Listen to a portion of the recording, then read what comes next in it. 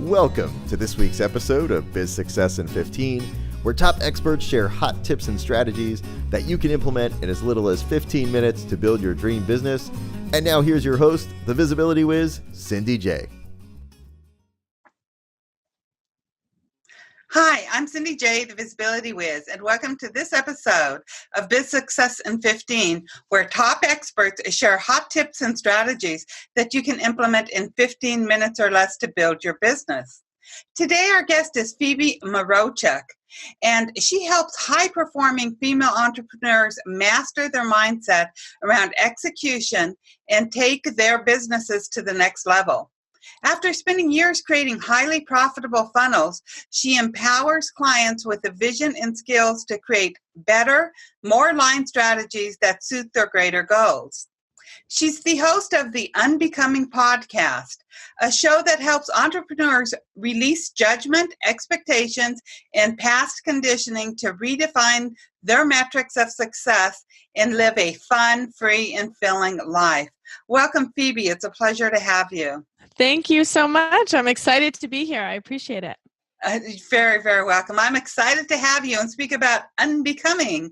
But to begin with, can you please share a personal or business challenge that you had to overcome in order to achieve your level of success?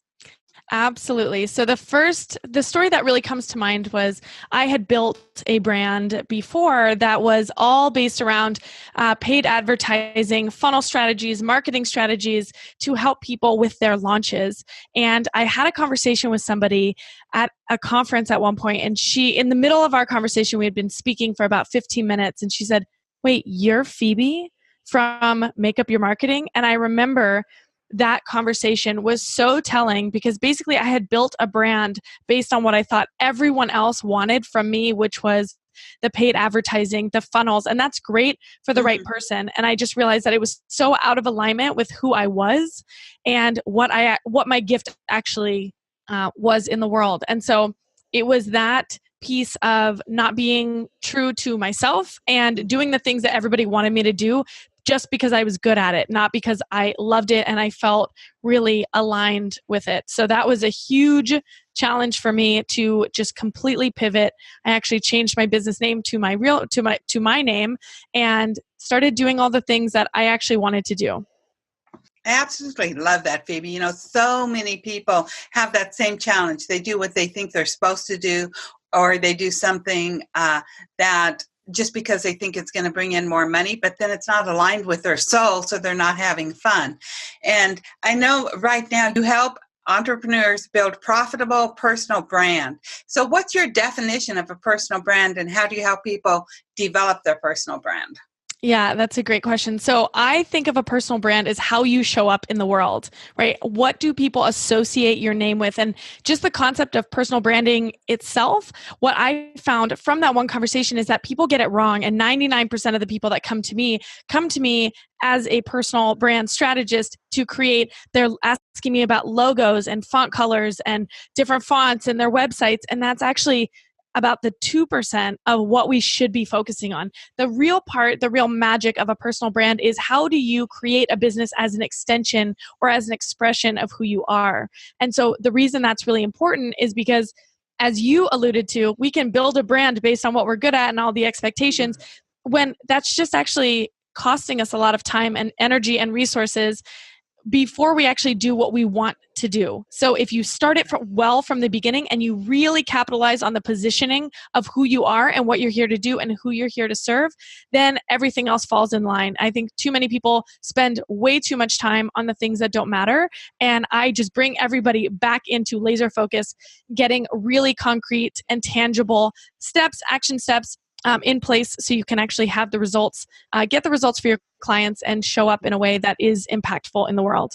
Yes, I absolutely love that answer. And I know personal branding is so important today because that's really what establishes the know, like, trust factor, because people can see right through you if you're not being true to yourself.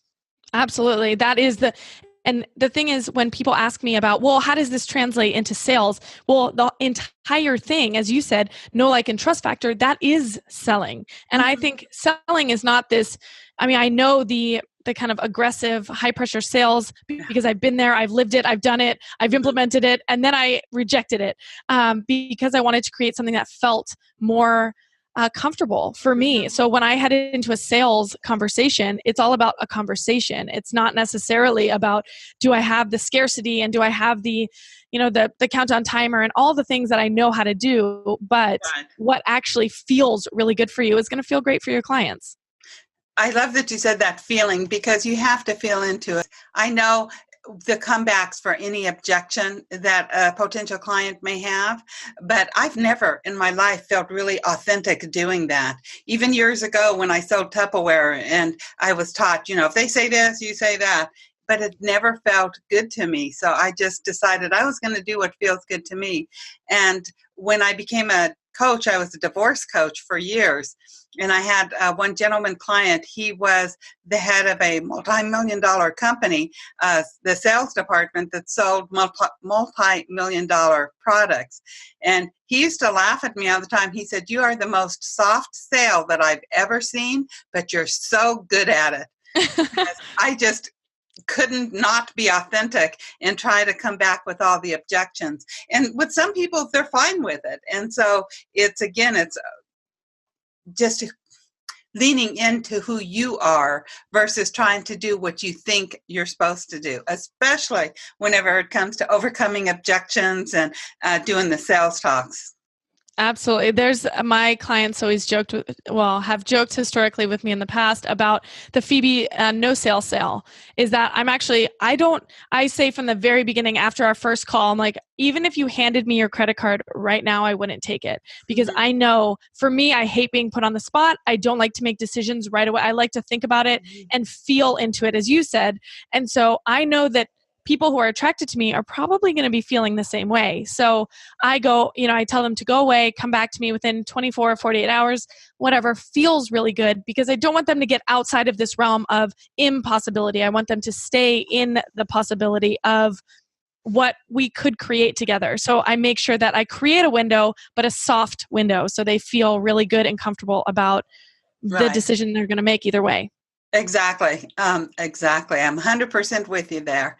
And I know I read an article on your site and I was intrigued by the name of it. So what do you mean by the entrepreneurial nakedness, and how do we move the masks that we wear? Yeah. So the entrepreneurial nakedness, I find when we put ourselves out there in a personal brand type of way, in a business, just as entrepreneurs, we put so much of who we are into our work and into, as entrepreneur, as a craft, as a business coach, as a health coach, as whatever. I tend to work primarily with coaches and course creators and consultants. So I know what that feels like. And when it feels like you are putting things out, you are actually just laying everything on the table. It feels like you're very naked. And so when I talk about the entrepreneurial nakedness, it is that thought and that feeling of everyone else can see you naked. And if you're not comfortable with who that is, then there's a lot more work that you need to go through, right? That you need to do in your own personal life, because I believe that your business is only as strong as the personal foundation that it's built on. And if that nakedness is not something that you're happy with or something you've processed and worked through, then nothing else is going to resonate, because we can tell, as you said, you can tell when something's out of alignment. You can tell when it's not consistent with their actions, with who the person is. And so removing those masks is just getting down to, releasing those expectations of who everybody else thinks you should be, how far along you should or shouldn't be, how big your business should or shouldn't be by now, and actually just embracing who you are so that can shine. Let people in on that journey, and you will connect with your audience, make more sales, have the life that you really want to have. Love that answer. And I'm sure this has a part to do with it, possibly not, but you host the Unbecoming podcast. So what gave you the idea of the name for the podcast, and a little bit about what is Unbecoming? Absolutely. So I heard the quote by Paulo Coelho, who wrote The Alchemist. It says, maybe the journey isn't so much about becoming anything. Maybe it's actually about unbecoming everything that isn't really you, so you can be who you are meant to be in the first place. And when I first heard that quote, I just got chills. Every time I say it, I get chills because it really is. It's the essence of my life that has been so much about striving to be the next thing and to do the right thing and to the best thing and to be the best. And really what it comes down to is what I consider to be unbecoming is it's a practice. It's a daily practice. It's not something you achieve, but it's a practice of releasing the judgments, the expectations, the past conditioning to actually do what you're meant to do and to step into who you are so that people can see that, right? And so as a personal brand, as you know, as I do my strategy, I straddle the fence between personal development and business development because they go hand in hand. You can't have one without the other. And so to anyone who feels like maybe they're pretending to be someone, well, let's stop. I spent a long time pretending to be somebody that I wasn't. And it was just this weight lifted off my shoulders when I just said, you know what? I'm done with that side. I appreciate it. I'm grateful for it because it got me to where I made a lot of money doing that. But that money just it felt much harder than the money that I make now if we're looking at success being financial, right? So I talked about redefining your metrics for success. But in that way, it feels much easier. The conversations I'm having, the opportunities that are opening up for me right now are just awesome. I've never had an experience like this before. It's so much more fun whenever you're doing something that you love. And it's not like work. You're not dreading it. You're not saying, oh, I have to do this or I have to do that. You're like, yay, I get to do this. And it's so much fun and it's so exciting. What can I create? Well, I think that people really lose touch. Like I used to talk about, which is kind of embarrassing now, but when I was doing funnels, I used to say, I'm bringing the fun back to funnels, right? And I think that that's the way that I approach my life is how do you want to be remembered, right? I always go back to that question. How do I want to be remembered? Who do I want to be remembered by? How do I want to show up in the world and allow people to see me in what way? And when I have that, it allows me to feel so much more free, so much more giving and generous, and I can make such a bigger impact. So it really does come back to not just how do we make the next quick buck, but also what are we building that feels really good to who we are, something that if we don't know what's going to happen to us tomorrow, 5 minutes from now, but if this was the last interview I was giving, I'd feel really, really proud of that. And I don't think enough people take pride in what they're doing. I love that answer, and I 100% agree with you there. And going back to unbecoming and even the entrepreneurial nakedness, whenever you're talking about the masks, because I sort of put those together in my mind. It's what we have to unbecome is we have to take off all these masks we're wearing of who we're really not. Right, absolutely. And there's so many to put on, especially with the comparisons on social media and who we think we're supposed to be and who everybody else tells us that we are, whether that's from childhood or, in whatever season of life that we're in. It's really hard. And that's why I talk about it as a practice. And we talk about the strategies, and then Simon Sinek came in and talks about the why, knowing your why. And I think my philosophy and what I'm out to prove constantly on a consistent daily basis is that people actually buy who you are before they ever buy why you do whatever it is that you do. And so if you get the piece down, everything else falls in line. Your strategies become so much easier. Exactly. Love that. And so can you just explain a little bit more how you help people even unbecome? Because you say unbecoming is the practice of releasing judgment, expectations, and past conditioning. So how does even one know what it is that they should unbecome, and what practices should they take to unbecome?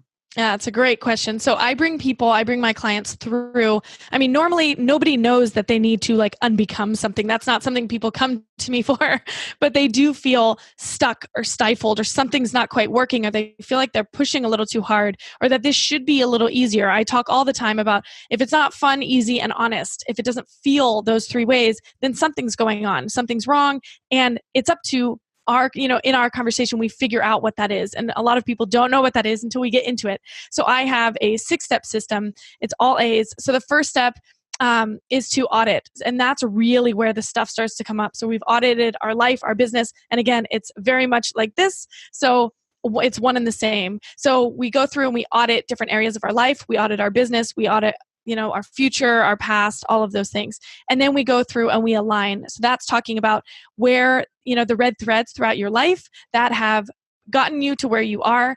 And also it's aligning the who piece. So it's who you are, what you're here to do, what feels really good to you. And also the who piece of who you're looking to work with and where do your paths intersect. So that is that's probably the biggest step that people get wrong is the alignment, because it's really, really, it's not necessarily difficult, but it requires a lot of thinking. And a lot of people think they don't have time to do that.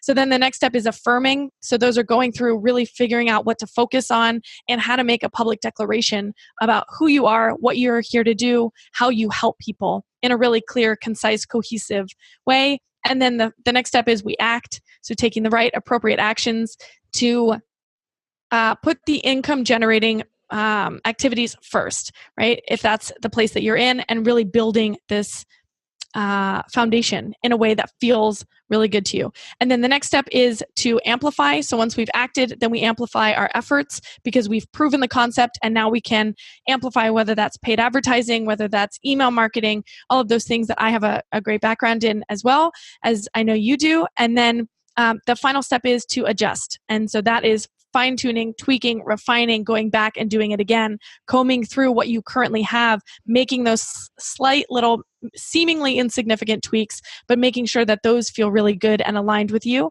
And so that is the unbecoming process. I love that. Absolutely great. And so, Phoebe, can you share a strategy that our listeners can implement in 15 minutes or less to build their business? Absolutely. So the first step is the one thing that I would say, which is the most important thing, is to audit everything that you have, whether that's social media. I deal with a lot of people that have big social media presences. And so when you look at your online presence, go through every single post that you've ever had and delete the ones that you're not proud of, B, that don't reflect who you are, and C, that don't attract the right person. Get super, super clear and really refine your avatar, that one person that you're speaking to. And as you're developing content, look through the lens of the person that you are attracting. I think a lot of people say that they've done this, but they get it wrong. A lot of people deal only in demographics. So let's say, for example, when I was doing this, we talk about, I had my ideal customer was between the ages of 28 to 32. She was a traveler, very much who I was at that time. And what I was totally negating was these psychographics, was how are they feeling? What is their lifestyle changes and choices, right? What are their belief systems and their values? So from a business standpoint, really figuring out who that person is and how that aligns with your story, where those stories intersect. And the question I ask all my clients, which I think is such a powerful question, is what does that person need to know, understand, or believe to be true before they do business with you? And so that should be all of your free content, right? You're getting them. I talk about a customer success path. So from the, where they are, so point A to point B, how do you get them on the path?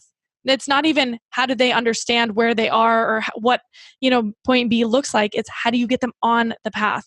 And that's by answering the question, what do they need to know, understand, or believe to be true before doing business with you? So, for example, if you want to start a podcast, you have to know that podcasts generate a lot of money, that podcasts are really effective in building your business, that podcasts are easy to execute, but maybe more difficult to set up, but it's not impossible. Tons of people do it. It's important to share your message. So those are all the things that I'm going to be creating in my opt-in offers, in my free gifts that I'm giving out to people so that they can get on the journey. They understand, they know, like, and trust me, and then they can make a more well-informed purchasing decision later on down the road.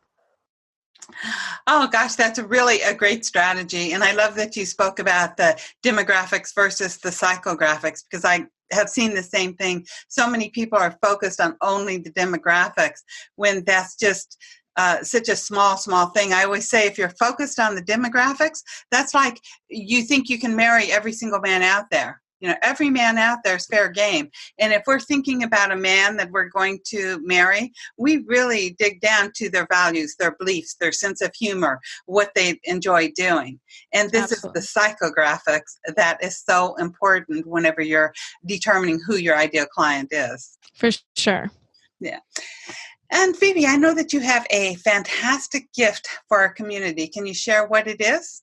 Absolutely. So I have put together a 6-part series, audio series, broken up very simply. So it is the Unbecoming Process. I'm asked all the time, what is the Unbecoming Process? What does that look like? Can you go into more depth? And on my show, it's just not really appropriate because I'm doing a bunch of other things. And like you, I'm talking to a lot of other people. And so I decided just to break it up. So each audio is a short snippet of what the actual step is in the Unbecoming Process that I alluded to.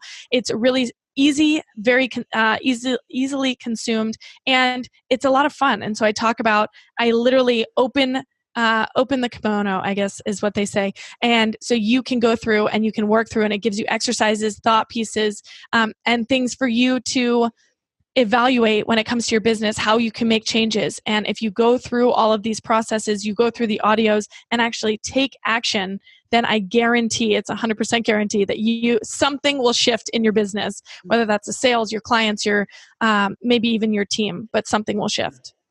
Yes, I love that. And that's the key. Take action. You take action, something will shift.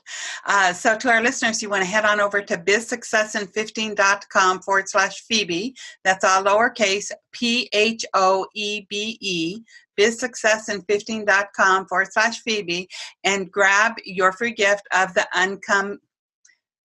Unbecoming Success series, and then take action and watch shifts happen in your life. Phoebe, do you have any parting words for our audience?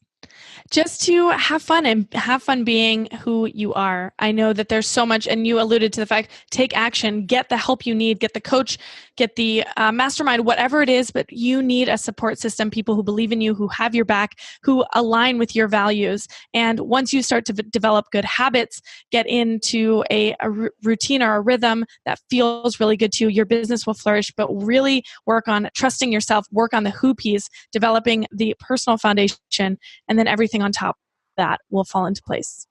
Great advice. Thank you so much for being my guest today, Phoebe. It's been a pleasure. Thank you so much for having me. I've really enjoyed this conversation. Thank you. And to our listeners, if you enjoyed today's show, feel free to share it with your friends. You want to hop on over to bizsuccessin15.com/Phoebe, PHOEBE, and you'll find all links mentioned from today's show. You can re-listen to Phoebe's words of wisdom, and you can catch up on past episodes from other top experts. While you're there, be sure to grab your free copy of the Unbecoming Success series and go through it and take action. So with that, I hope you have a great week. Big hugs, and be sure to tune in next week for another episode of Biz Success in 15 with another amazing guest. Bye-bye. You've been listening to Biz Success in 15. For all links mentioned in today's show and to watch or listen to previous episodes, visit bizsuccessin15.com. Thanks so much for listening, and be sure to tune in next week for another amazing guest.